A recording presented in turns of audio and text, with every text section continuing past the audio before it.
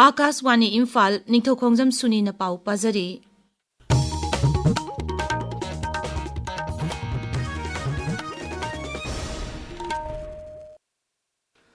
प्रधानमंत्री भारतीय जन औषधि परियोजना ना नेपाल सुबह जन औषधि दिवस फॉरम मणिपुर सु इम्फाल की क्लासिक ग्रांडे दा पांगथोखरे थोरम असिदा सरुक यारदुना जेनिम्स की medical superintendent doctor KH. Lokeshwar Singh ना हाई सेलथुमगी अवाबा मायुकनरिबा मियोइसिंगना हिदाक लांथक लेबदो खुदोंग चाहनबगीदमक सरकारना जन औषधि केंद्र सिंह हांगदोकपनी केंद्र सिंह असिदा योलेबा हिदाक सिंह असि अहोंगबा ममलदा फंगहलबसु मगुन लेबा हिदाक ngakतनी मियामना केंद्र Singh असिदगी हिदाक लांथक लेबीदुना खुदोंग चाबसिंग लौबियु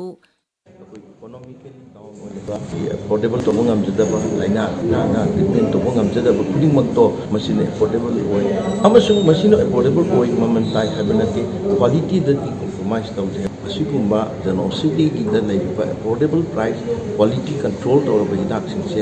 ajana prescribe to biraga amasung ningan nadana praja singa lobiu haidana aina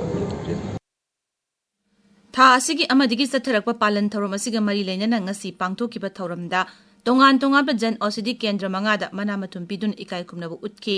थौरमदुदा health services की director doctor N Hemant Kumar Singh NHM Manipur state mission की director doctor M Dinesh Singh health services directorate की पब्लिक हेल्थ की joint director doctor S Gopal नचिंगबा मियोइसिंग सरुक याखी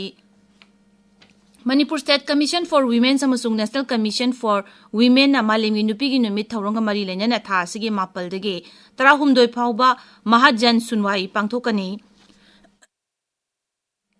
थौरमसी जिला मंगा Imphal east Imphal waste Thoubal टेक्नोपल अमसुंग सांदेल जिला दा पांगथोकनी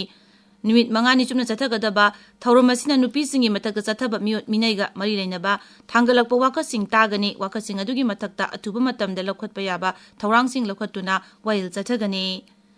justice committee on Anglo Manipuri war 1891 martyrs and freedom fighters of Kangleipak Manipur की निपान सुबह फाउंडेशन डे थौरम ngasi इम्फाल की मणिपुर प्रेस क्लब ता पांगथोखरे थौरमसीदा तोंगान तोंगान लुचिंगबा कया सरुक याखी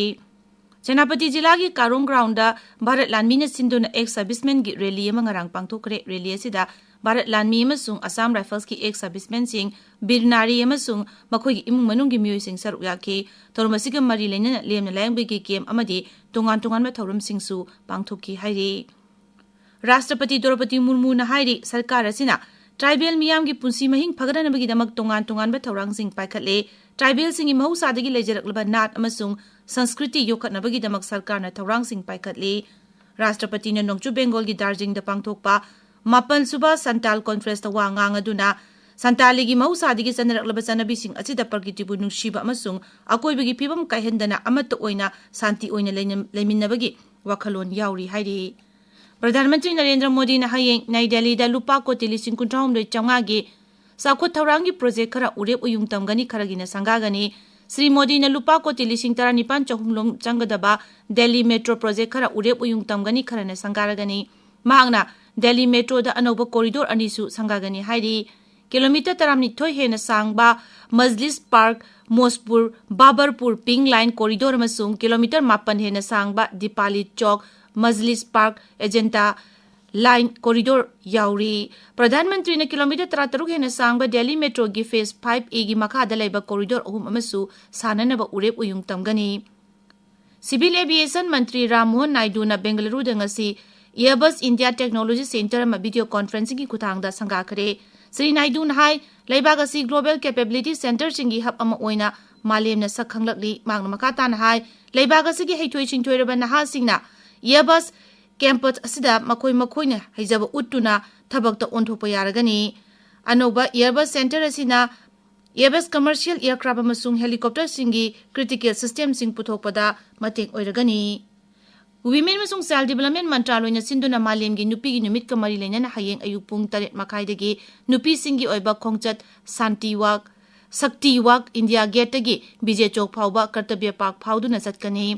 शक्ति वाक असि नुपी सिंगना तोंगान तोंगान बा लम सिंग दा अचोब थौदांग लौदुना अमदी लुचिंगदुना पाइखलिबा थबक थौरम सिंग असिबु नुंगाइबा फोंदोप ओइना पांगदोकदबनी खोंगसद असिदा केंद्रगी नुपी मंत्री सिंह पार्लियामेंट की नुपी मेंबर सिंह नुपी MLA अमदी तोंगान तोंगान बा सकनाइरबी नुपी सिंह सरुक यागनी पाउलोइजरे।